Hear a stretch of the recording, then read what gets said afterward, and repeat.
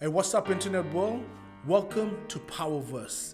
I am your host, the Golden Mike from the North, Balamau Power. Now, this podcast was created in response to our pivot against the pandemic COVID-19 impacts. Here, we get to explore creative arts businesses, empowering and inspiring stories from our communities of First Nations people across the country. So I hope you enjoy these episodes. And like we always say here in Powerverse, stay inspired, stay empowered, and stay connected. Yes, sir.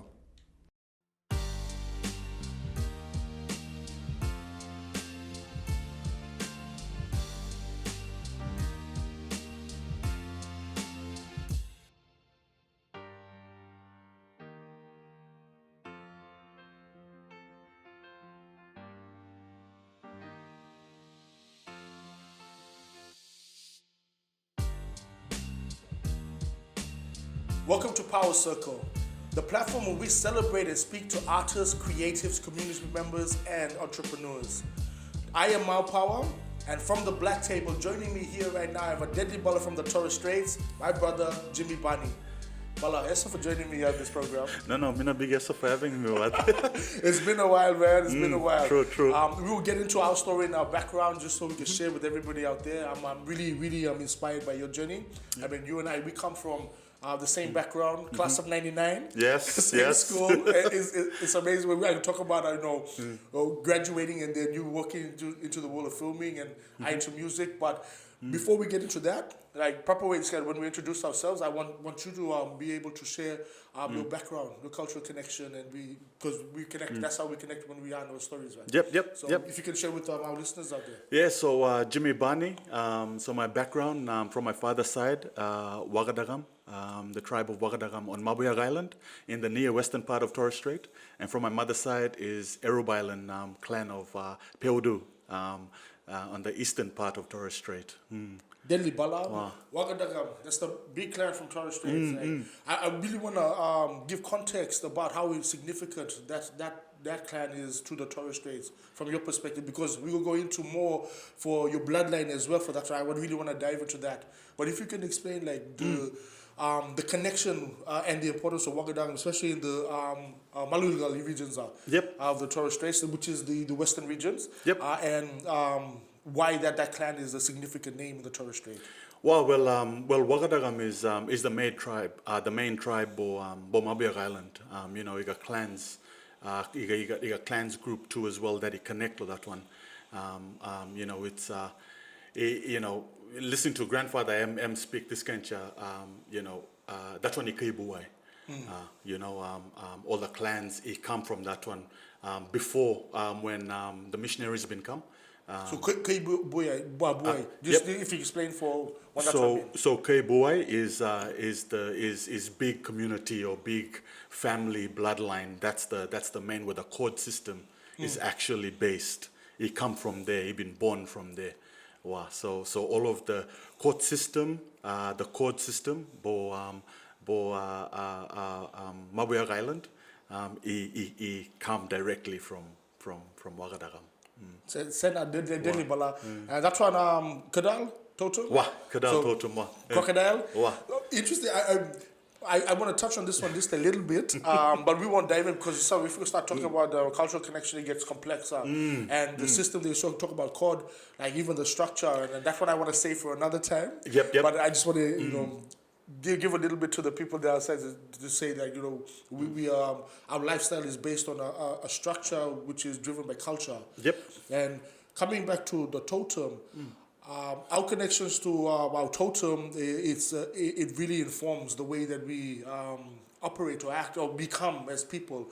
How much of the totem, the connection of your totem that you see resembles in your life? Well, growing up, you only listen stories, when at they talk or when dad talk, it take a while for me to actually understand that the totem is a part of us, and to understand myself, years go by. Don't get me wrong. I'll be one time wake up and I want to understand culture. It's a process. It's a process. But then you start to look at traits. Yes. My traits and I start to understand what's it like. you know, I'm very reserved. You know, I'm a very reserved person, and I love to sort of listen before I input or attack or Wow. or share or be open. Wow. You know, the majority of the time I listen first and then I start for talk. It would take me a while because when I sit in the conversations with, you want to put input. When people talk, you're like, oh man, I want to talk too. I want to say something too. But then I start to realize when we start talk about kadal or crocodile, them are patient. Wow. You know, them plus patient and all sit down and all listen and all observe, all they're present and they're very comfortable in where they are because them play territorial. Wow. You know? Yes. And I feel that too as well. You know, you go into a place, especially when you play sport, new place I go, you are passing. So now, Say, that's true. hello, I from from the island, from Wagadagam, Peudu, I introduce myself, our bloodline, I'm from up in the Torres Straits. And I find that family members, for example, when I do Jandamara, sorry, I would jump ahead a little bit. But Jandamara, a play I do there with WA. Yes. My first play out of Wapa, about that resistance fighter, we're Kimberley's, Bunaba people. Yes. And just that was my first experience in going through the proper cultural protocol in consultation for that role of Jandamara. Yes. Because of my background. Yes. So I be proper go through that consult proper and just make sure that it was okay for me to play the role in the first place. Very important when you go through that process. But and we. Sorry, I want to jump to someone's story. Go, yeah. Wow, that's what we're here for. Yeah. My bala, when we went to this, you go for the river there, Pritchard River, and what you do when you go into law, their culture is you grab a pebble, you put them underneath your armpits or kenani. You say where you come from. Yes. And then you throw the stone into the water, because what you do is you acknowledge the rainbow serpent. Powerful. Yeah, and then all the spirits of the land will sabe, okay, this is not a stranger now. Yes. That's in our community. This is somebody to become proper way and introduce himself. Yes. And I want to share this because my bloodline, also runs to the Karareg Nation. Yes. And also down to Bajala, the Fraser Island. Wow. And also I got bloodline go for Solomon Islands. Yes. And Fiji, Rutuma. Yes. From my grandmother's side. So when I always love to acknowledge all of my bloodlines. And anyway, the moment when we stand up at the river, I grab that pebble and then I'll speak, or put that pebble on it, look you armpits, and then you introduce yourself. So anyway, all the other cast members will all go before me. Anyway, my turn now. I grab the pebble, I think, and I talk now. Hello, Jimi, Bani, I'm from the Mabuya Island, Wagadagam, Danlalam, Peudu, Solomon Island, Rutuma, Fiji, Rutuma, just go, really nervous too, because it's such a spiritual, you can just feel the power of the spirit, Anyway, I chuck it in the rock. Chuck the pebble in the river.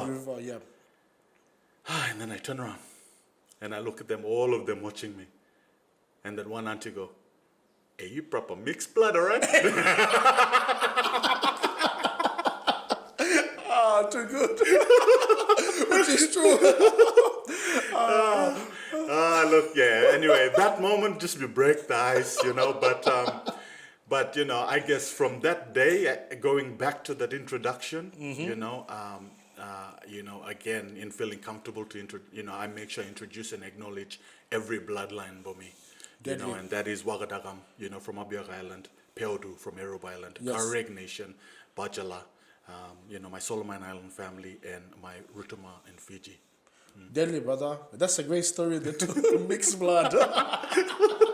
But it's interesting, I always say, and explain through interviews or through yarning to everybody, the reason why we acknowledge this bloodline connection is wherever we travel in the world, we know who we are. Absolutely. So we can place us. And from islander to islander, even when you speak your bloodline or your name, it connects you to that pathway between that person. Wow. So then our conversation context comes from a different level then.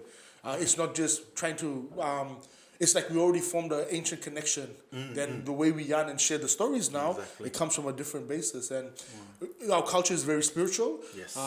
Same thing, well, when we travel the world, like when we always acknowledge the place that we are on, their ancestors, and connect to our ancestors. Before I even do shows on stage, I always call them to come and work with us. Too good. It's very important. And you know, like what you said there, it takes a while to understand all of that. We grow up with it. It's a process. You go continuously growing up, and I'm teaching my children the same thing, where it'll be a continuous thing throughout your life.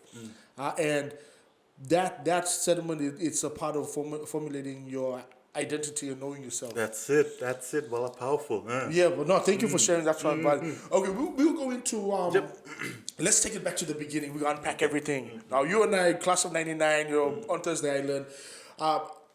Did you ever think you're gonna touch the silver screen? No, to be honest, no. I remember you were man very into sport, like volleyball. I remember I talked about nicknames with you, David Robinson, Yep. Shaquille Shaq, yep. Basketball was a big thing, but I remember you in volleyball, basketball, like that was the realm that you would get that athletic into that world. And let's start from the beginning. So we were going to high school. You had these talents, and when was the first point that you got intersected with the idea of even entering the creative arts world? It's always been around the household, especially lo my ate side. The late Ephraim Bani. Can we talk about him within this journey as well, because he's a very important figure. I should have started with that one. Like Adi Ephraim, for the culture of Torres Strait, the system of EPO, which is we will unpack, a language system for and being a cultural advocate. Like Gaptito, a cultural center, is based on a vision and a dream that he had. But when you tell the story, can you also unpack this man is an important figure in our region? Yeah, look, Ate was, he was always working, really hard to maintain our cultural language. That was the main thing, because he's, from my knowledge anyway, growing up, because I'm always speaking, language is identity, Yes. And obviously the society that we live in now, obviously we start for, master or take over became the norm. Yes. In our society. So our society we start to move to side. So with that urgency, and been like, okay, then, we have to, keep it alive, keep the language alive, we can't lose it. And through that, he was an artist. Yes. And when I say artist, MB do everything in all forms. He was MB drawing, painting, he created miniature models. Yes. And he would film it. Yes, he was one of the pioneers in that. He was, he had a 8mm camera at home, Yes. And he would film it. He would practice by getting us. He would say, before when they started building all them houses, there's like the gravel piles. What? Yes. Anyway, the Rosehill, there was gravel pile. Anyway, he would get us standing on there. He goes, "You stand there on top and I'll film you." Wow. I'll film you, okay? And then he goes, "Okay, get off." And then he filmed. And then he would put the white sheet on for us. And then he would get the reels. And then he would put it on. And then we would watch ourselves. Wow. He would turn off the lights and we would watch ourselves. Basically, it's a movie now. Yes. So we had our own movie in the room, right? So we would watch ourselves on the screen. And then he would go, "Hey, look there." And we're like, "Hey, that's me." Just freaking out on ourselves being on screen. But then he would go, "Hey, watch this. And then he would click. And we would disappear. Hey, it was magic. Hey, but I was like, "Hey, it can't be." And then he would click it, boom. And then we would come back. So basically, at that time, he was pioneering all of this. Yes. This technical stuff, this camera work and trying to master it so that he can use that platform to maintain our language, maintain our practices, maintain our identity. And so that was basically my environment, not knowing that I will eventually be in there. Yes. You know, but that was my environment because you know, sports was a big thing. Yes. And on TI, when we grew up, you know, you got to be an athlete. Very you true. know, you got two things: you either be a hunter or an athlete. Yes. That it determine you, man. Yes. You know, there's that pressure. You know, that pressure of us boys being men. Yes. You know, we have to be men. And there's that two thing. If you can't hunting, you True. know, well, you either got to play football. That's very true. You got to play league. You got to show yourself a field. You got to earn your stripes. Yes. You know, so sports was very dominant to us, you know. Very. Yeah. Still is. Yeah, it still is. And It this still is still when you're young. Like I remember Exactly. like my interaction into the world of hunting. To my father, because he's a seaman, 5 years old, 4 or 5, we taken out there to be able to be taught this, and exactly the same thing there. And it's interesting you highlight that because I don't think because we live and we don't think about it like that. But explaining it to the outside, that's what determines the ideology of what a male figure is in the region. Exactly. But sorry, go continue. Well, no, that's it. You know, you feel that pressure. You know, so growing up, you know, our parents were athletes too as well. You know, they were playing. So I was still like, okay, well, you know, what I want to be is I want to be a professional athlete. Yeah. And there was no question about it. You know, we got no question. Like that was it. Like, okay, I have to be, you know, a professional athlete. You know, it's. You know, because man, we all do this in life. You know, you go through stages where you got to prove yourself. You know, Absolutely. You know, and then you got to earn stripes. You know, I mean, not so much today. You know, well, you know, I try and explain to my kids like you got to earn stuff. Yes. When we grew up, we have to earn it. Absolutely. Today, you are given things. It's a different It's a paradigm. flip side, no? Yeah. So, we'll get into that, but in regard, continue that. Yeah, so that's why that road was as you know, we played a lot of basketball together, you know, Yes. and you know, and representing, you know, Torres Straits and basketball, volleyball, and coming down You did Peninsula things and with states, States, yeah. So I was, you know, there, and you know, that was my career, Bala. Yes. You know, I was like, okay, you know, I made a decision. You know, I was either gonna be, you know, a professional volleyball player or professional basketball player. That was it. And then we went to the silver screen. Yes. Oh, actually, you know what? Even it was amazing because when we graduated in '99, just around that time, because I was on the crossroads, volleyball, basketball. Uncle Danny Mosho. Yes. I have to mention her name. But he's very important to basketball my God. for our people in Torres Straits. Exactly. But I'll let you tell the story. Yeah. No, we were just playing up on stadium there, and he was in town, and then we talk to us boys and start talk about this new organization that was happening here in Cairns. Yeah. Called Kuyam Pride. Yes. The State League Basketball Yes. organization. Deadly name too. Wow, Kuyam. The connection back to Lag, like to home. Wow. And And that was the time, when he was like, hey, come down, you know, come trials. And my bala, that was the time when I was like, hey, you know what, I could try this out. So I end up, me and my lady, the Idelia, me too, end up fly come down Cairns. Yeah. And, you know, and I just tried train, you know, because it was a new organization. You know, we, did all these, what do you call them, tryouts. There was just tryouts after tryouts after tryouts.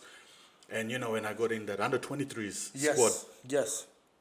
You know, and Uncle Danny was, you know, big figure, and I thank him because, you know, and you know, just to share to everybody too, like, you know, Uncle Danny Mosho, you know, he's pioneer for us in representing Australia inside basketball, but one thing MB say to me, you know, and MB say, like, you know, home will always be, you know, if you want to have a crack, you know, go down and check it out, you know, and me, Bala, you know, me being a Tamatown boy, Yes. you know, being a Rosehill boy, you know, Yes. being a TI boy, Waibeni boy, you know, that for make a move was a big thing. It is. And getting that encouragement from Uncle Danny and speak, hey, I've been there.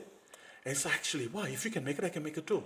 Absolutely. Bang. You know, that's when we make that move. So And calm down. and that's one of the biggest challenges from people in remote communities anywhere is leaving home. That homesickness feeling and connection to land or connection back to home is a big hurdle that always you can see a lot of people don't progress or move forward because of that gap. And it was good to have somebody there to mentor and be able to guide around that. Wow. Because if you don't have that support system, that's what really Absolutely. happens. Like, for a long time, I still based in the islands. I travel, but I have this thing that I have to be here. There's something about it. But exactly what you said, home is within, right? Wherever you go, you carry it with you. Yeah. And I think right now we've grown through and been mature in our journey for the fact that we can understand that we have network of people for support. But sorry, right? So No, 100%, Bala, 100%. I mean, if I've not been put that opportunity, I would be still at home, Yes. But obviously my career would be different, obviously, but that was just that spark you needed, that small spark. Okay, go on then, and yeah, he would just open up that door, hey, Bala, like especially coming down. And coming into the organization, speak Uncle Danny, my uncle. They're like, oh, okay, you do, Danny's that, yeah, you can use that too. But Uncle Danny was just amazing in pushing us, and once when he come down now and seeing, Uncle Francis Loban, who was playing at Marlins at the time, that was making transition to Queon Pride, T.I. Boy, and Rosiel Boy, I just like, and my sharpshooters too. Chihuahua, so it made it feel comfortable. Yeah. For come down and yeah. So I have a crack. I have a crack with State League basketball. It's amazing time, my Bala. And yeah, getting coached by best coaches like Rod Pop and Ben Johnson and just playing basketball at a high level. It's like, hey, I got Jimi on there. You sabe, homeboys, Homeboys, dirt track basketball courts. But that's it. And those type of opportunities come far and few in between, right? But when they do come, you either embrace it or you watch it go by. There's the saying that you can be as gifted as gifted as anybody in the world at a particular craft, but perfecting skill requires to be you need to be trained or mentored, and the only way to get that is to actually step into those fields as a professional and be sharpened by the people the best in the game, which is what I know you did with acting. So. We'll try to keep it as brief as possible, but okay. I will move from that one now. Yeah, absolutely. Go to acting. We're working at the local supermarket.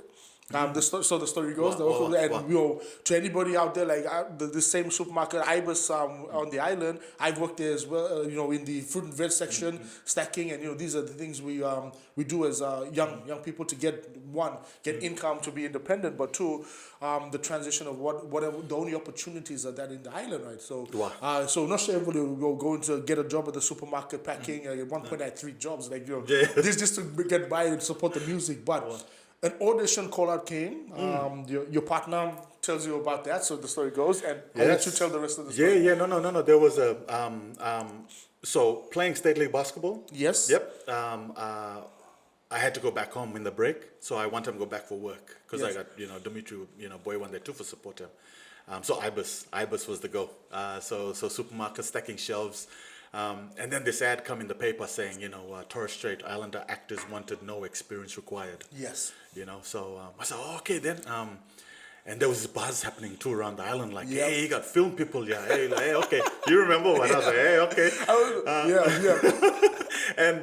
And where they set up, they'll be set up at the Anglican Church. Yes. At the hall. And where the Anglican Church is based is directly opposite to Ibis, the main supermarket, So, but the funny thing was that people were shamed to go there because we will talk about that. Well, because Ibis faced directly to the casting, and everybody likes to watch. Like who's gonna go in? Like okay, Say have to go. So like so working, they come out and watching everybody and looking at. Okay, cool, no worries. I was a part of that, like they look, they go, hey, what them go for, like. It was funny. And then and then I was like, just that one thing that in my back of my mind, I'm like, I gotta try this out. Yeah. But same time, I'm like, well, why you gotta be right here? You got people like ashamed too, But build that courage, and I went next door because my Uncle David was next door in that BP station there. Yes. So I go, I'm fam. I'm like, which uncle you could try out? Then he's like, hey, come on then. Well, if we go together. Yeah. Okay, choice, Strength in numbers. Yeah, strength in numbers. So we all, band together as one, and then we like build the courage, and then we went up. Yeah, so we just went there and did a screen test. I just yarned the story. I can't remember one of them now, but yeah, and then like a couple of weeks later, I got that The call. The audition. Oh, okay. Yeah, because screen test, you do the screen test first. Yes. And then if they're interested, they'll give you that. Okay, you come in. Come in and for do the audition. Yeah, for a scene. Yeah. Yeah. So then I do that scene and come for Greg Apps, the casting director, and did a scene with them. Wow, where were we? TAFE. We were there. Yes. So anyway, I did one scene there with him, and that was amazing experience. But it's like, hey, that's good. Good directing, and he was directing me and stuff, and then he went back, and then I got a call back. So I got a call back. The call back, I had to go to Jardine Hotel because all the producers and directors was in town now. Yeah. So you had Penny Chapman and Helen Pankhurst, and then you had the directors, David Caesar and Katrina McKenzie was in too. So then four there. Yeah. And Greg App said, okay, you got to do your screen, your callback in front of the producers. Okay, cool, no worries. So anyway, I cruise up, and then we do that screen test in front of them, and it was an angry scene too. I don't know if you remember from Ran. Yeah. It's that one where I'm go with that spear and say, "I order you people out of my people's water," Yeah, and yeah, growl, yeah, know, yes. yeah, and because I'm such a a polite person, and. Very significant scene too, because that Yeah. actually happens. Well, exactly. It actually happened in real life. Wow. And I had to do that scene. And Greg App's like, you got to get angry, Brussel. I'm like, okay. And I'm like, I order you people out of my people's water, And then he pulled me aside. He goes, my brother, he goes, Jimmy, this is your chance here. This is your opportunity. You got to get angry. What pisses you off? Like what makes you angry? And I'll share this, like this is gonna go live now in everywhere, Yep. Everybody will know this story now. But I'd love to share it because Absolutely. If Greg Apsnoby pushed me that much, it didn't take me to the next step. And then he said, what really pisses you off? And then I just said to him, if you call me a black bee. Yeah.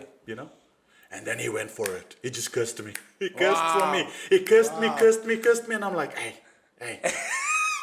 Hey, cut now, build, and then, that Wiley come and he goes, do you sing? They're all, I'm like, how are you people out of my people? And they're all like, cut, and I'm like, And then cut, okay, you're right.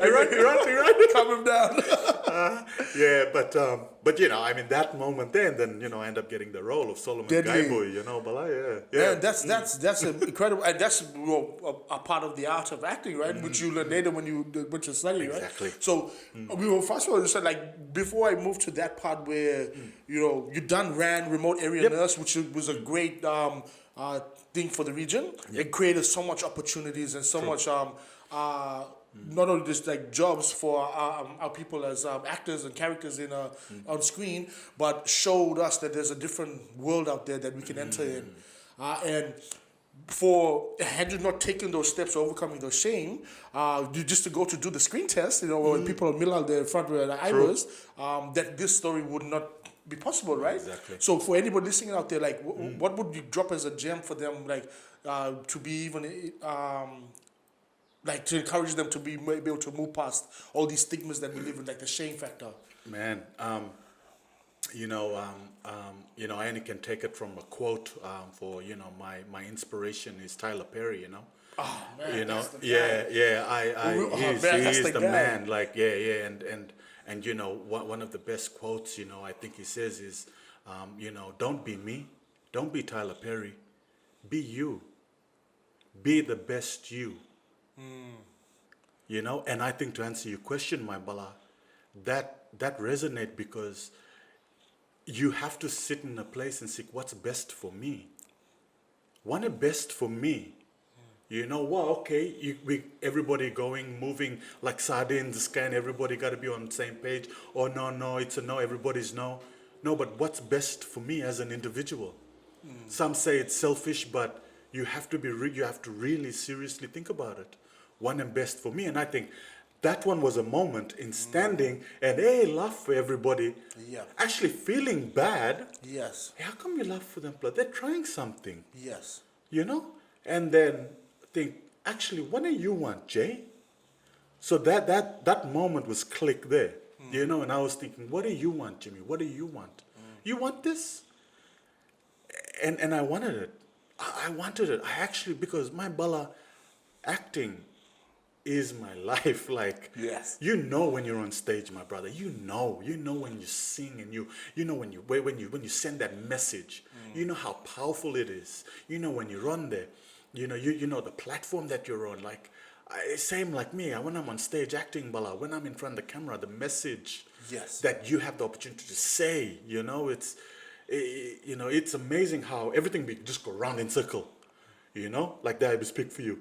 It was always around. My grandfather. Yes, That was yes. his dude. I went this way, and then I come straight back there. Yes. But he was already around. Yeah. And acting, I love with the passion. And I guess if you have the love and the passion to do it, don't let anybody stop you. Absolutely. Jump into it, man. Like, hey, it's a bungee jump. Wow, it's skydiving. 100%. Wow, but hey, once when you jump, you're there. Man, it's up to you, you know. And you know, I guess that's the advice. I guess I'd love Man, to share powerful. for anybody. Yeah, Powerful. I echo that sentiment, man. Like, that's what it is. Overcoming those personal, stereotypes and stigmas that hold us back is the biggest hurdle that we'll have. Absolutely. You know, I remember, bro, and I put this on the camera. We had to fight in the community, like, because I was the rapper guy. You know, I'm talking fist fights because I was a rapper, and this is my own people. And it wasn't until we were just getting over that barrier, that hurdle of convincing ourselves that you're comfortable in its identity. And I share with Balamari Sailor, like, anybody I talk to, like, I don't do music, I am music. And that's it, because it's in my blood. Culturally, it's in my blood from my grandfather. It's just what we do, right? Like, it's not what we do, it's just who we are. But thank you, that's a powerful, and I hope somebody will take some gems from that one. I'm sure they will. They moved with my look, stand up and everything. So we'll briefly put it into, if I can progress that one, you go into Ran, get this experience. There's a pivotal moment there, I think, where you speak to Penny Chapman about because you want to propel this now as your career, which led you into your part in actually gaining the skills and knowledge and studying at WOPA. Yeah. Can you briefly cover that part there? Like, how did that happen? Yeah. So one time, halfway through filming now, Mitubala Aaron there, Mitubala Aaron Fazo, Wibi, and Albala Charles Passy. Yes. Us three sit and had this deep conversation, and Albala Charles actually brought this up and said, "So what you gonna do after this?" For me, important question. and I'm like, huh? Like that. But it's only 3 months filming, and that's it. At that time, I thought it's gonna be forever. Yeah. You know. And then when MB asked that question, I was like, huh? Actually, is this gonna be over? I'm like, wow, we're only gonna be here till so day. Yes. That's it. I'm like, hey, it actually, trigger something inside me. So I was like, hey, but I want to do this again. Like, I love this. I love being acting. Like in front of the camera. I love telling stories. There's just, something about it that I want to explore. Yep. So yarning to Balaran and I'm like, which way? We would talk to Penny, So anyway, we marched in there, and I said to Penny, marched in there, don't worry, and Penny and Ellen, man, like, we were like this, we're still like, we're really close, like really good people, great value, deadly mentors, and do see them as auntie figures, yes. like proper, of our time spent, Delo Masig, And Masig is beautiful too. Oh, beautiful We can talk about place. that. Yeah. So anyway, I went in there. I'm like, hey, Penny, hey, I love this. Like, what do I do? What do I do? And then Penny's like really supportive too. Okay. Well, you know that every actor, what they do is they have agent. I'm like, okay, well, get me one. So she pulled out all this paper of just agents list. Wow. And I'm like, I want one. Yeah. And then, but it was from Penny, and then she goes, you know what? I reckon you should go study. And I'm like, study? Nah. I just not finished school. I'm not going back to school, man. And then no. There's these amazing drama schools around the country that you can audition for, that'll sharpen up your skills. So anyway, I'm like, okay, cool, no worries. She organized it, Yes. with her team, obviously, in the office.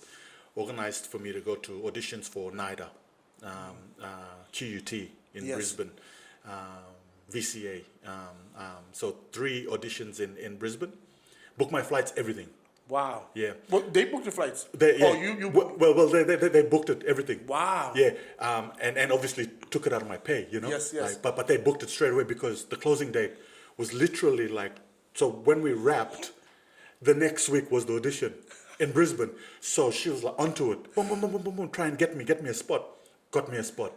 Ah, that's amazing. Amazing, eh? But Shout out like, to- shout out to Penny Chapman, like Mina Bia, so you know, like wow, and you know, and she and then okay, cool, set up everything, but we missed Whopper, Yep. and she said, oh, you know what, you missed Whopper, you know, and that's in Perth, and I'm like, oh, that's okay, I'll just try them other ones, you know. I had no idea about how big these drama schools are, just, you know, really naive, you know, like proper island boy, you know, like really in that small, you know, no side of the world, you know. But I get hit Cairns Airport, and that's the bigger Yeah, world. exactly, it's big smoke, baby.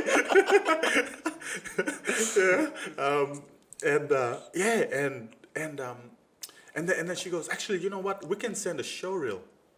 A show reel. I said, oh, okay. So she asked politely for the editors to put in a show reel for me. That what I was filming. Oh man, Isn't that amazing? that's amazing. You had a whole Is- full production team to give you I a know, show. isn't that amazing? That is. You know, they put a show reel together and then send off to Whopper. Deadly. You know, and obviously said that, hey, this is we're filming. You know, we're in Yep. production. Don't, you know, it's just Yes. it's just to show you this is Jimmy. You know. Yes. So anyway, went to Brisbane. Me and Del, you know, me and my partner, me to go. Did all the 3 auditions. You know, with in front of, you know, there was like hundreds of people everywhere. Yeah. Anyway.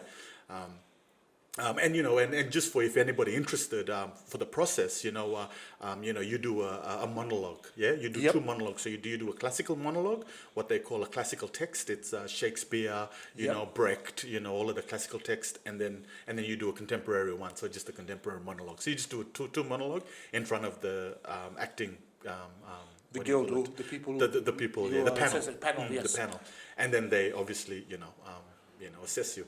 But Great, that's great, great yeah, information. Yeah. yeah. So you know, amazing. If you want to go through, it's, you know, yeah, it's you know, worth it. So anyway, so went there. You know, got callbacks. Comeback TI got callbacks. You know, drama schools were really interested, and you know, and then Whopper rang me, and Chris Edmund, my acting teacher. You know, he was head of acting, and he was amazing. Just he hooked me straight away, you know, with that English accent too. You know, he goes, "Hey Jimmy, you know, I just want to let you know that you know, we're interested in you for studying." I'm like, "Oh, okay, at Perth." I'm like, "Oh, Perth, oh my God, that's more long way now." I'm like, from TA to WA, oh man. So, but what he hooked me is that he said, just to let you know our process, we've got this this setup, because it's 3 years, three-year course. You've got our second year students. What they do is they got a club called Club Fred, and Club Fred, what they do is they fundraise for the 3rd year to go showcase. Okay. Yep, Wow. at the end of the year. Yep, they fundraise through the year for agents, and they support the first years and make sure that they feel comfortable when they come in. Oh man, that's deadly. That got me, Bala. And I was like, That system, that's what that's I deadly. need. Wow, Yeah. because I can't look after myself. Good ways, like, hey, Yeah. I got, you know, like new place, man lost, yeah. Double A. and that's what got me. Wow. So I accepted, bro. It's just from that small thing. And when I went there, sure enough, a second year student come pick me from the airport. Wow. Took me down. They welcome us. So all of the students, you know, welcome us. We had a welcome barbecue. Yep. 1:30, a student from there come say, "Where you stop?" And I'm like, I just got here. I got no accommodation. Come stop with me. Ian Meadows, amazing writer now today, and my bala for life. You know. Deadly. You know. And you know, he come and said, "Just come and stay with me. I got a spare room." Okay. I go stay there, and then it's amazing how everything just been fold and you know, just been unfold. Mina smoothly. Yes. And it's all to do with that WAPA, Western Australia Academy of Performing Arts. Wow. You know, how amazing that they looked after a remote area boy, That's you know, it. that has no idea, but them probably proper take care of me, which I really needed, you know. Yes. and obviously studying for 3 weeks. I wish 3 weeks, but 3 years. Come to understand how huge that school is. Wow. Tell us if it's some people that came out of Wapa. Oh man, you had like Hugh Jackman. Hugh Jackman is the #1 guy from Wolverine. Wapa, yeah, Western Australia Academy Really? of Performing Arts, yeah. He and he is, same like Hugh, I do everything for Wapa. Yes. Because that's what Hugh does. Every time he come Perth, it's for Wapa, it's for Wapa. Yeah. He comes back, he talks to students, we had the privilege of having him coming in when he was doing Boy From Oz touring, and he come in, shut the door with first, second, third year of acting, first, second, third year of music theatre and Aboriginal theatre diploma, lock us in the door with them bouncers outside, took off his jacket, we all standing ovation, took off his, sit down, roll up his sleeve and sit down and say, oh my God, hey, you guys still do movement in this class? And we're like, yeah. It's like, hey, look here, there's no TV cameras here, ask me anything. Deadly. And man, but like, just amazing people like that, come to them, yeah. No, that's good, and it's important, like to be able to progress your skill. I mean, you have to go through that, and I will not stay there, but I will try to progress it a little bit quicker so we can. I'll get so much of the story. Sorry, I was saying when you said when we yarn, I was like, oh. But this is a yarning circle. That's what we do at the black table. You come out of Wapa, there's so much things you go into in the world of theatre and the world of film. Yep. A few of them like The Straits, which I had a 10-second role in there, playing a priest. Yep. If anybody listened, watch, I think it was episode 5 or 6. Yep. Don't blink, this. Then you'll see me. But then one of the significant roles you played, and this is very key for our story, is the role of Mabo. I mean, on that it was powerful. But first, when I saw that you got it, it was so proud. Like, so my brother, we go to the same school, we graduated the same year. He's taking his craft really to the next level. Playing that role as a significant man, a figure of the Torres Straits, Eddie Koiki Mabo. What was that process like for you? I wouldn't have played that role if I hadn't done the 3 years of drama school. Deadly. That's just a matter of fact. Yes. Graduating and I was just prime and ready. I was around and prime and ready to go. My dream role is Othello, Shakespeare's Othello. Wow. Okay. That's my dream role. Coming through because I love Shakespearean. I love all the Shakespeare plays. I'm a thespian. I'm a Shakespeare fanatic. Yes. And Othello is a role that is like ultimate. But I tell you what, as soon as when they offered me to at least investigate if I would be one of the cast members. Yes. My bala, it was an honor. Like, it was like. You talk about Othello. Yes. You this an Uncle Eddie Koiki Mabo. He one time he surpassed that dream role. Yes. And I just went straight back and said, okay, now this is what I've been training for 3 years for. Fantastic. Straight away I was like, okay, cool, no worries. So this is it. This is how I invest in a character. This is how not taking any emotions because I connect Loyam. Yes. He is an iconic figure, Buyumi. Yep. As a nation and as indigenous nation and as Torres Strait, as Zenatkes nation. Yes. And Miriam Mir, he is, not grabbing all of that, but really, really relying on that training. Yeah. And that what made me really go into a character without going overboard with emotions and testing the waters, going back to Ran again in that audition, getting out of control in anger, learning how to control now and really going in deep as an actor and really switching gears inside. Okay, no, that's too far. Or go big or come back. Yeah. You can control them inside and you translated it to the screen, but I saw your performance, man. That was you played. Sorry, let you continue, man. No, but like that's it, and getting the blessing, and I'm forever grateful, from the Mabo family, Absolutely. Man, it's just been such an emotional ride, when coming through and you're telling life story. Yes. you know, and shout out, big congratulations to Blackfella Films, and Yep. Rachel Perkins Yes. for really taking care of that story, That was and very proper. important because that's the thing when you recreate someone's story, especially if it's an iconic figure, and then the work that they did, which ultimately you didn't get to see how it impacts generations later. I remember we were in Townsville, the 25th anniversary. Yep. I got the blessing from the Marble family to do the song Koiki. Yes. And Gail, Sister Gail, there just gave me the song and said wanted you to grace this, and you, me, and Balchans was there. Yeah. They're doing two events in one in Townsville, Yes, so we were that's jumping right, from yeah. one going to the other. But Wow. it was something spectacular, and I was proud to see that the way you represented the story being told. It was very important for the time because the conversation around the plaintiffs and Uncle Koiki was. It didn't happen. Like I go to schools and nobody understands the significance. Like the young next generation, and this is where we as storytellers now make sure the story and conversation is alive. Like Yes. what we're doing right now, because even within my own family, my siblings didn't know who Eddie Marble was, and the work that they did, like all our Yes. predecessors, the work that they do, we stand on the shoulders of giants, right? And the reason why we created Power Circle is because we want to celebrate now while people are here, like with the stuff that you did, because this is going to lay the foundation for the next generation. Yes. And just for some gems we will drop out there, and I will try to switch because I know the time is moving, Yes, but yes, this yes, one yes, might yes. go over time, so we had no time limit on this. When you're approaching storytelling, okay, we go storytelling, because I will move this one into also your production in theater with I Am Jimmy, which is a significant story as well. What are the principles that you take, one from your studies in acting, but how much of it do you draw from, say, your culture and your experience when you put it into a character or a role or a production? My culture, the boundaries and the protocols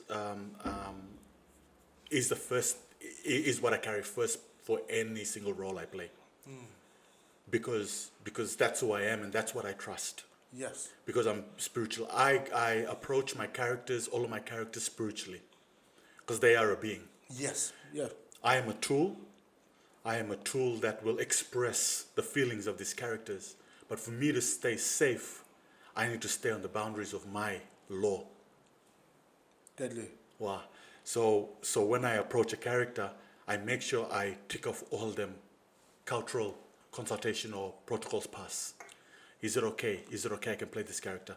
I want to make sure that the character accepts Yes. me as an actor That's interesting. before I go into, otherwise we won't be as one. Yes. Wow. That's interesting. Because nobody thinks about the character form as a being, right? And that's a powerful thing you said. The character has to accept you. Yes. Wow. Yeah. Wow. Sorry, I had a moment there. I'm like, that's a powerful Yeah, gem. yeah, no, my brother. That's how I approach every single character, and even the fiction ones too. Yes. Obviously the with the fiction ones, because you got to remember, my bala, in performing, when you jump into someone else's shoes, you're opening up your vulnerable spots. And when you open up your vulnerable spots in emotions, you are opening up to get attacked as well. Yeah. More so than the praises. Exactly. So you are giving yourself to a character, so you want to make sure that it's safe for you to open up yourself to go into the character. And know, because when you do go understand the character, who the character is, then you will identify who is not the character. You get me? Okay. Yes. Yes. Yes. That's powerful, man. That's a process. Yes. So when you're in the character, when you got something else comes, you're like, bhaiya. Yeah. So you know how to block it, close Yes. it, and just stick to who the character is. Man, that's powerful. Because you're walking into another realm, Yeah. a spiritual realm. Wow. There you go. That's Jules, man. I Am Jimmy. Yes. I went and watched the production, bro, when you had it here in Cairns. Man, powerful story. 4 generations on stage. I don't think I've ever seen it. Well, I know personally, I've never seen anything like that. A story told about culture, you know, and how it is from generation to generation. Man, I will let you unpack that story if you keep it like, you know, nice and concise. Yeah. And really get your point of what was the inspiration in telling the story. Yep. And how, like, you know, what did you got out of it? You know, what were you planning to give as the part of the value proposition? Yeah, look, it was just an amazing opportunity that Queensland Theatre gave. You know, they were like, okay, you know, we have an opportunity to give you a space. Yes. You know, and that was an opportunity. I was like, awesome choice. I'll grab it. You know, main stage theatre, Yes. Queensland Theatre, bang. Hey, I won't say no.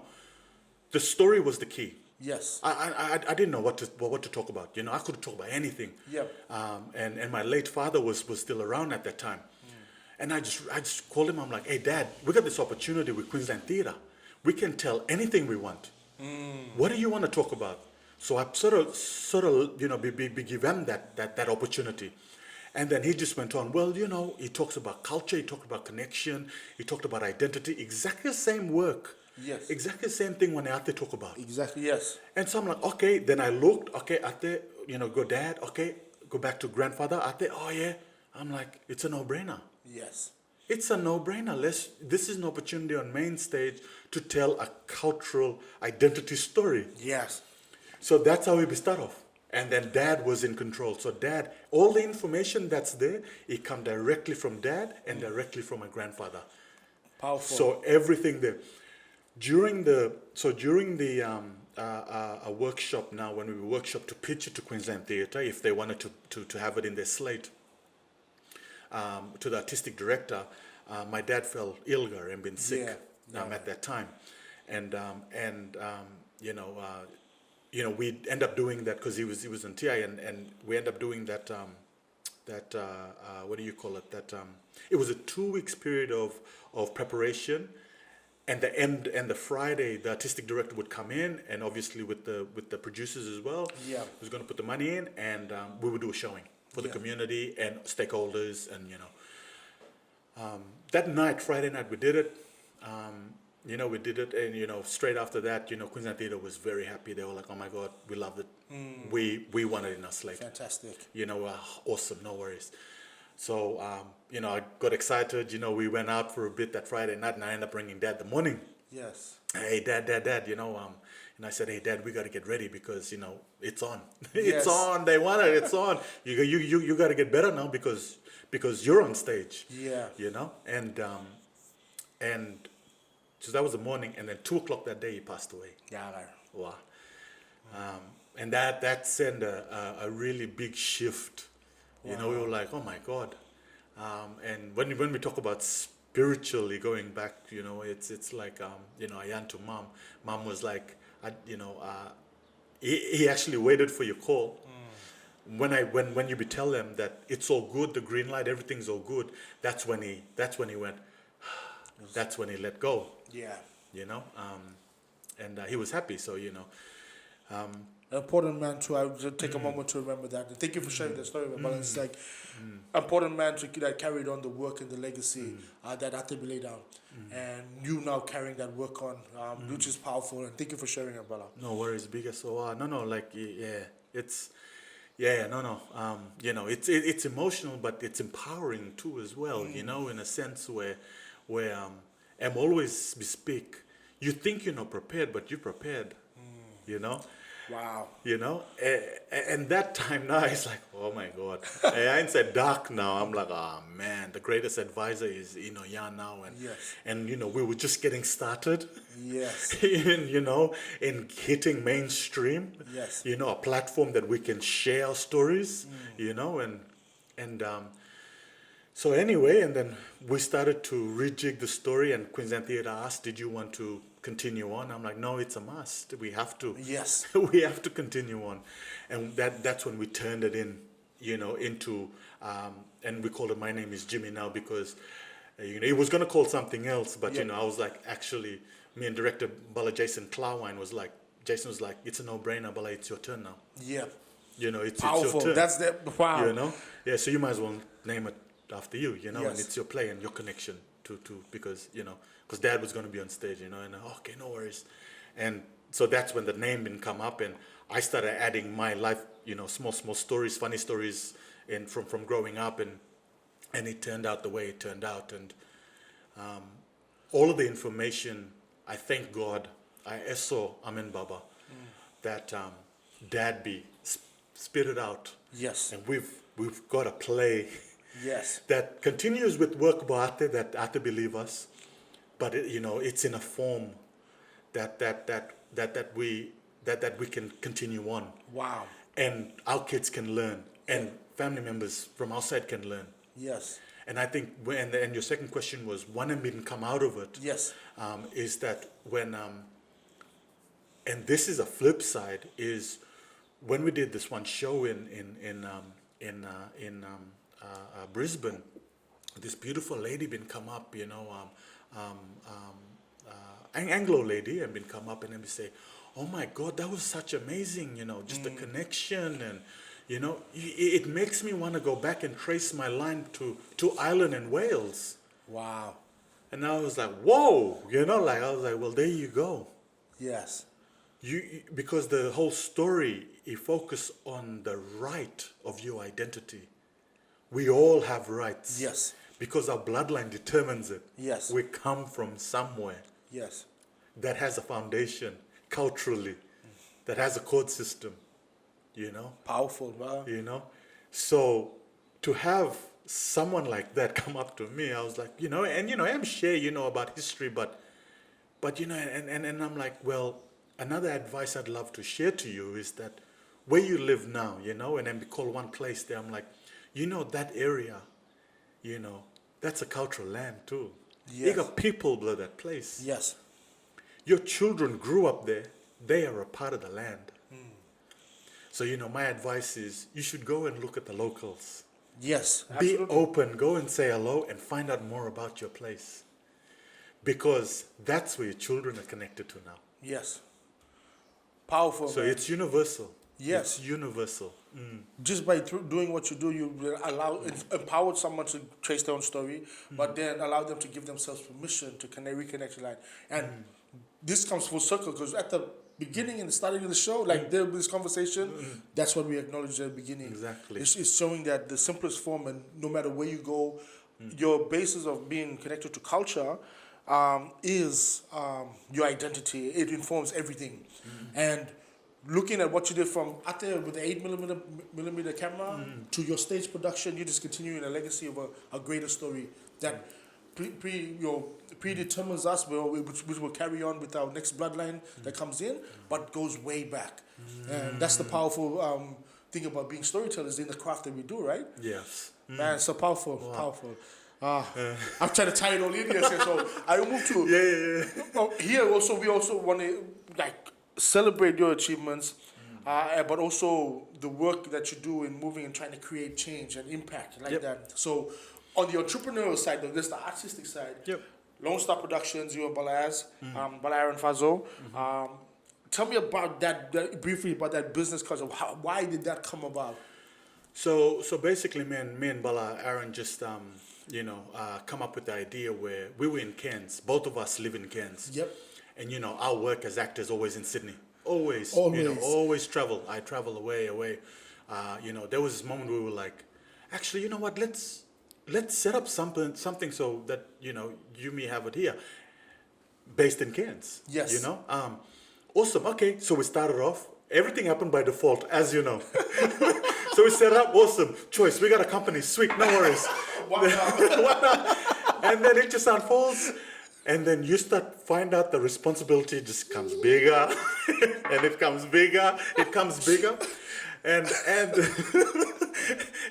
because it's and then because of our bloodline now, it's like, hey, responsibility go back again for home, for him go there for Sesia, an NPA area go back again for Saibai, Yes. And me, Delo, Waibeni, Yes. and then go back again for my, Mabuag and Erub, so my bloodline is always there. So all of our storylines,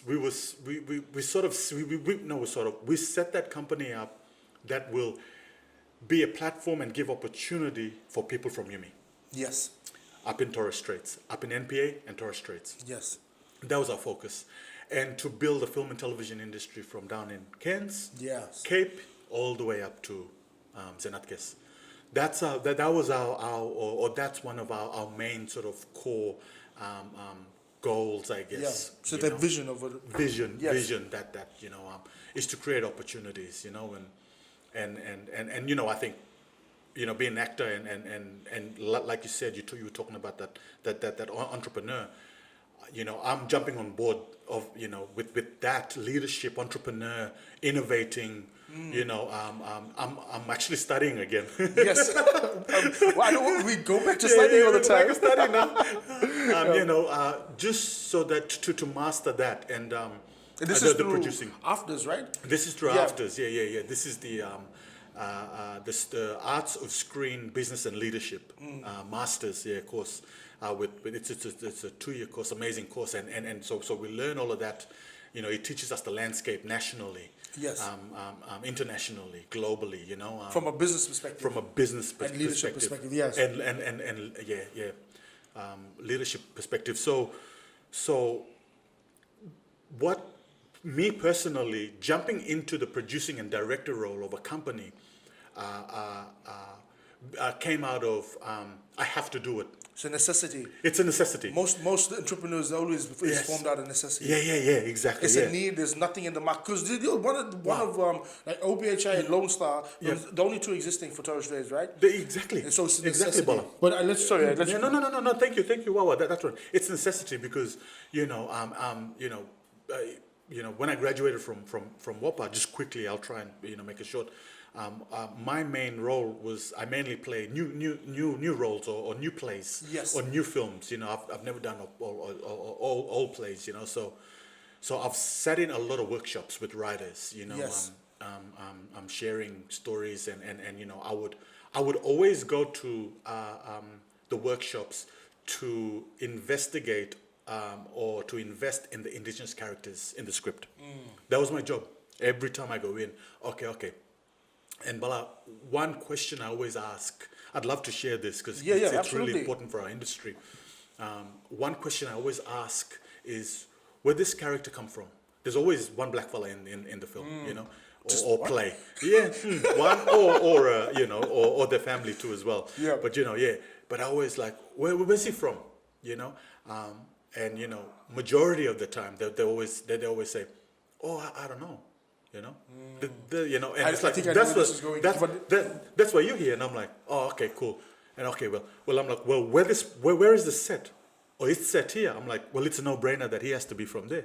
Yeah. You know what I mean? Like, unless you have a good storyline for him to come in, from somewhere else. Yes. But what I want to share is that when you get your indigenous characters right, Yeah. that character has a foundation. It has Yes. a weight underneath with it, and I started getting exhausted and tired from it.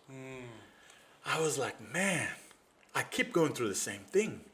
I'm like, I might as well just do my own thing, because it's and I'd love to share this Yes, analogy. My bala is being Yumi from Island. And you after the diving man, Yes. I like to use that diving mentality, a pearl diver mentality. Yes. When you write someone else's story, you're on the boat.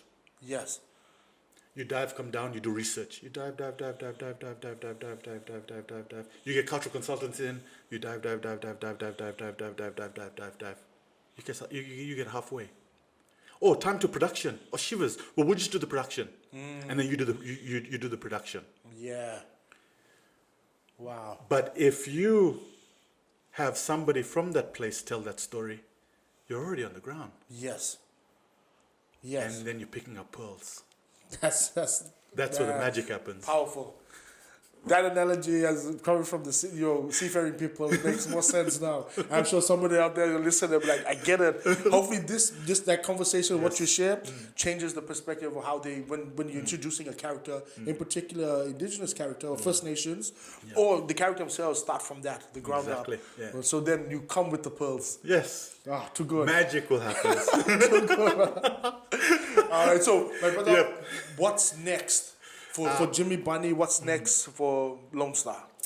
Okay, so Lone Star's kicking off. We've got obviously our cooking show that's coming out soon. It's what they call it. It's a documentary, a lifestyle a documentary about So we've got 5 episodes. That's Cultural cooking? Cultural cooking. Deadly. Yeah. From communities that will come out. So and for me, I've got all this slate as we are with this time. We've got plenty of time to write now, during this COVID time. But and just to share with you, my Bala, because I share with you everything. I do, and I've along with that studies of masters, being that leadership role, and I'm really sharpening up my skills in that area. And looking to put on shows, continue to put on shows like My Name Is Jimi, continue to do film work, I think I'm about to set up a development company. Fantastic. For artists? Of actors? For slates. For slates, okay. Production development. Yeah. Very important. We don't have that like within our region. Yep, exactly. Yeah. Just so that you have a machine that's running itself. And I guess I want to share this because this one, a podcast, ego share lo people who is inspired, Yes. And if you are in our industry, I would recommend to really look at Tyler Perry because absolutely, he's I'm at this mentality now, my Bala, and it's this quote with from Tyler Perry where he goes we don't have to wait for green light, for them to green light our projects. We can create our own intersections. Yes. That's powerful. So I'm at that stage at the moment, in really sharpening myself as entrepreneurs and looking innovative ways to actually telling our stories, giving our stories a platform, giving and keep developing our people, within the industry, actors, writers, directors, producers, giving them a platform in other innovative ways. Yes. Not just one way, two way, we've got an amazing system that's, supportive for us as indigenous artists. Yes. But, to challenge and actually look for ways to actually continue empowering our people so that we can tell our story and empower our people more. Right, but that's too deadly, man. I'm excited just you sharing that, and I can't wait to see it all unfold. This Power Circle will always be here for the yarning, and exactly that same sentiment. Right? We don't wait for permission; we just do it because it's a important responsibility we have in creating the pathways for the next generation. Just as Penny Chapman took a chance on you, we now take that and pass it on. And so that's why for even inviting people to even do that. So we're going to always watch your journey and celebrate all the stuff you're doing. Tyler Perry, I watch his stuff all the time. And most people probably know him as Medea. Yes. But the guy, his journey, especially from a business standpoint and entrepreneurial standpoint, very inspirational. Yeah, and Bala, I want to acknowledge your work too. Sorry, I know you have me as your guest here today, but I want to acknowledge your work too. Thank you. You empowering our people, and I guess for us to be in this industry and keep on, pushing the envelopes and walking through the door that's already been set for us, open yes. From our leaders before us But you're being an entrepreneur. You're walk about to your steps and your stories. I genuinely want to, acknowledge Bala because, even though I look to Tyler Perry, I also look to you too. Thank you for that. Yeah. Honestly, bro. For like inspiration and jump on your page, see what you're up to. Yeah. Okay, cool. I'm up to this. Wow. Okay, cool. You're trying this out. You're trying that out. Wow, that's impressive. you know, thank you for being a leader and an inspiration to my bala, you know, and you know, you know, growing up like you too, you know, and you know, you may grow up together, you know, and Yes. and graduate together, and seeing us here, and my brother, you know, it's, I feel empowered because you're empowered. Yes. I feel empowered because you got you there, you know, Yes. and you know, and I think that mental that mindset of doing something and matameken, Yes. you know, jump off, you know, the skydive or the bungee jump, Yes. you know, and just an encouragement to, if you feel yourself inside that stage, you know, you always got, you know, ballas like, you know, Absolutely. Mitubala, you know, Power, yeah, you know, and once when you would, you know, you surround yourself with them kind like-minded people, and you Yes. know, and I think that's what keeps me going too as well. Deadly. In surrounding myself, like, you know, where you every time when we're young, oh yeah, cool, you know, we spark. So Thank you, brother. So thank you for your hard work too, my bala. Thank you. Thank you. That's awesome. But no, too good. I mean, and with that, if anybody want to reach out, like, how can anybody get in contact with Jimmy? Yeah, well, you know, like you know, we've got that our web page at the moment, Lone Star Company, but also for well, you know, for me, you know, I'll be honest, I'm pretty private, Kunzi, but you know, Just like, I mean, if but I'm on that's fine. Facebook, and Yeah. you know, No, too good, brother. too as well, but. Hopefully, after this, you get a lot of messages on Facebook. Hey, look, reach out, you know, Yeah. out, you know, I, like you said, you know, one a Penny Chapman be do for me, one a, you know, Uncle Danny Moshe be do for me, you Absolutely. know, one a my ate, you know, one Yes. of my grandmother, you know, it's in our blood, you know, it's a no-brainer. You want to make it something, you need support, you know. That small little support can go another kind of long way. Wow. Absolutely. Just those words of encouragement. You said, man, you shared so much jewels here. One more question before we wrap up, my brother. And this is I ask everybody who sits in the chair here at the black table. Yep. If you could, the one value that you can give to someone out there that they can carry, take them with them on their journey in life. The one that, I know we have many, but one very powerful value that you want to leave here at this table to share.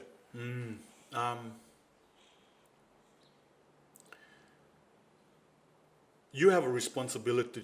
You have a responsibility through your bloodline. It's a no. You are connected to somewhere. We are all leaders. Our bloodline is a code system. You got system. Today, the system we are overpowered by today's system. We call them the norm. But when you go back again for you, who you are, where you come from, your identity. Go by again for your bloodline. Go by again for your totem you be talk about. You will understand why you're the way you are. When you connect for that one, because you know no other reason why the way you are. It's come by again for your bloodline. And you have a responsibility within your cultural bloodline, and you know, when you find out that one, you automatically know why you're the way you are. Deadly, my brother. Thank you, man. Blessings, my brother. No and worries. also for your journey and sharing all your gift with us and those gems. And come back to the table. Wow, I'd love to come back. And definitely come back. I might have to actually get you to host one of the programs.